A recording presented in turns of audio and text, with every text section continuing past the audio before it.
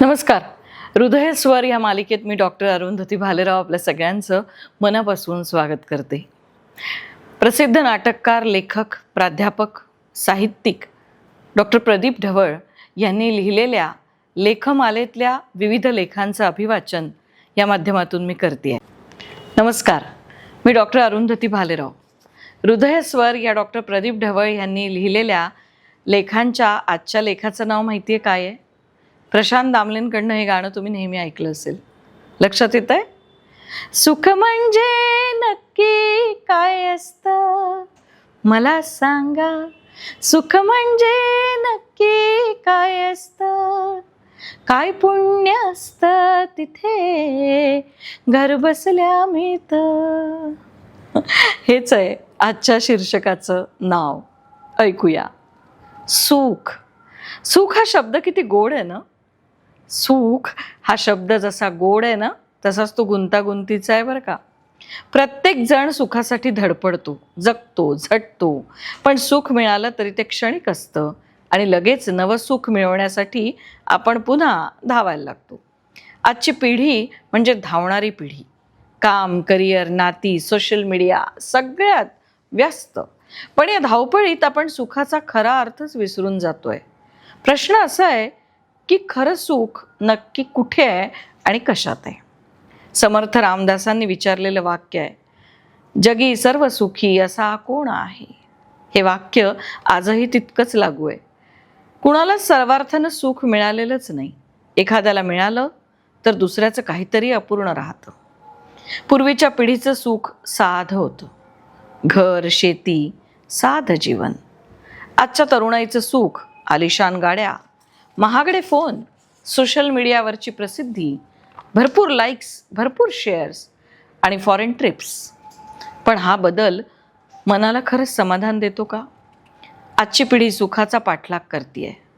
आजचे तरुण करिअर घडवत आहेत, स्टार्टअप सुरू करत आहेत, नात्यांमध्ये गुंतलेले आहेत. त्याचबरोबर सोशल मीडियावर परफेक्ट आयुष्य दाखवण्यासाठी त्यांची धडपड सुरू आहे. पण कुठेतरी सतत हरवलेली दिसते ही पिढी. ऑनलाईन गेम्स जिंकताना क्षणिक मजा, पण हरताना आलेलं नैराश्य. स्टार्टअप, पहिल्या यशानंतरचा आनंद, पण नंतर ताण, अनिश्चितता आणि झोपेचा अभाव. रिलेशनशिप्स, सुरुवातीला उत्साह, नंतर वाद, मग गैरसमज आणि मग ब्रेकअप आणि त्यातून येणारं दुःख. सोशल मीडिया तुलना करताना इतरांचे फोटो पाहून स्वतःचं जीवन कमी वाटू लागतं. पण त्यांच्या हे लक्षात येत नाही, या सर्वामुळे सुखाच्या शोधात आपण अधिक थकतो आहोत आणि सुख आपल्यापासून खूप लांब जात आहे. ऋतुजाचा ड्रीम फोन होता. ऋतुजाला नवा आयफोन घ्यायचा होता. महिने पैशांची बचत करून तिनं शेवटी फोन घेतला. पहिला आठवडा जबरदस्त आनंदात गेला. पण मित्राच्या हातात आणखीन नवीन मॉडेल पाहिलं आणि तिचा आनंद कमी झाला. हे लक्षात येत नाही की वस्तूंवर आधारित सुख हे क्षणिक असतं. अजिंक्यचा जॉब टेन्शनचा होता. त्याला मोठ्या पगाराची नोकरी मिळाली. सुरुवातीला उत्साह, पण काही महिन्यांनी ओव्हरटाईम, डेडलाईन्स आणि थकवा यामुळे तो आनंद हरवून बसला. पैशात सुख आहे, पण मनःशांतीशिवाय ते अपूर्ण आहे. रोहनला स्पोर्ट्समध्ये जिंकताना अपार आनंद मिळतो, पण पराभव झाला की दिवसेंदिवस तो रागीटच होतोय. रोहन हे समजून घे की बाह्य परिणामांवर आधारित सुख अस्थिर असतं. सुखाची दोन रूप आहेत. क्षणिक सुख म्हणजे ऑनलाईन शॉपिंग, गेम जिंकणं, पार्टीज, सोशल मीडियावरील लाईक्स.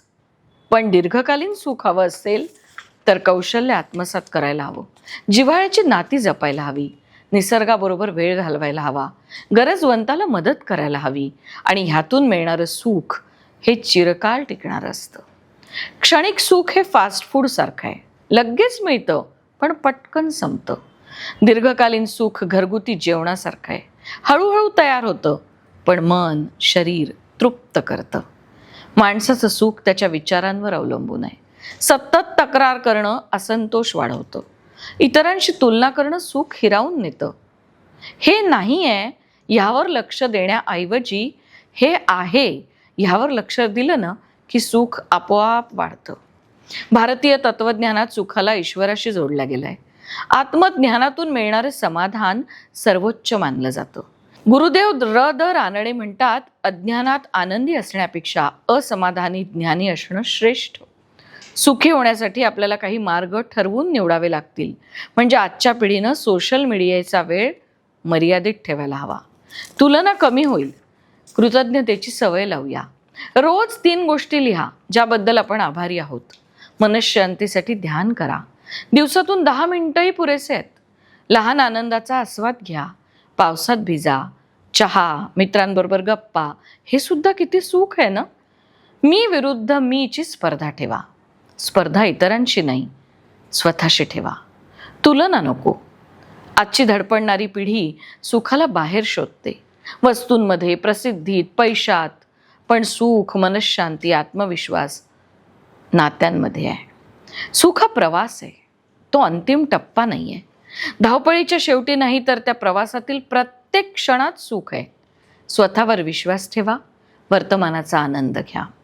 सुख हे बाहेर मिळणारं गंतव्य नाही, ते आतून अनुभवायचा प्रवास आहे. थोडं थांबा, श्वास घ्या आणि जगायला सुरुवात करा.